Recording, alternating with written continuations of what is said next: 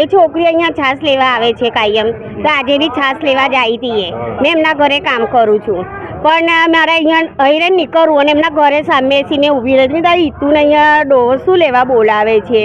તે એને પહેલાં બોલાવી તો એ છોકરી ના ગઈ, પછી હાથ લાંબા કર્યા તો છોકરી એકદમ ગભરાઈ ગઈ.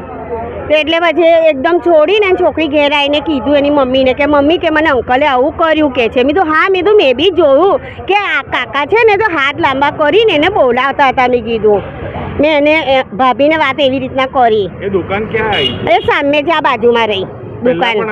હા, પહેલા બી આવી રીતના ઘટના બની હતી, પણ આ લોકોએ છે ને દબાઈ દીધું. એને જે ડોહીસી છે ને તેને બોલીને દબાઈ દીધું. બધા ભેગા થઈને થોડું બોલીને અને દબાઈ દીધું. 2-3 વાર આવી રીતના થયા. પણ મેં તો આ વખતે તો તમે એ પોલીસવાળીની છોકરી છે એટલે તો છોડે જ નહીં.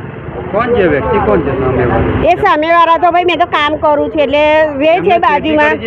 એ ડોહો છે, એ ડોહો આ સામે જ રહે છે. તેમનું નામ નહીં ખબર મને તો. દુકાન ચલાવે? હા, દુકાન ચલાવે છે.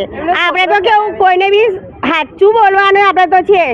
એની છોકરી છે, કાલ ઉઠીને આપણી બી છોકરી હોય, ગમે તે છોકરી હોય, આપણે તો બોલવામાં તો પહેલું રાખવાનું જ, અને સાચું બોલવામાં કશાથી દીવાનું નહીં.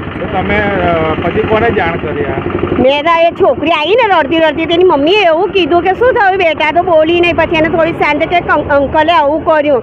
ત્યાં આંટીએ પછી ભાભી આવ્યા દોડતા ને દોડતા કે કેમ તું મારી છોકરીને બી છેડીને કર્યું? તો મેં એમની પછવાડ આવી. મેં તો આ કાકો એવો જ છે. મેં કીધું એને મારો. મેં કીધું હવે એને મારો એટલે એને બરાબર ન મારો એને. કે પછી ભાભી એને બરાબર એ કર્યું. હા, પોલીસ આવી હતી.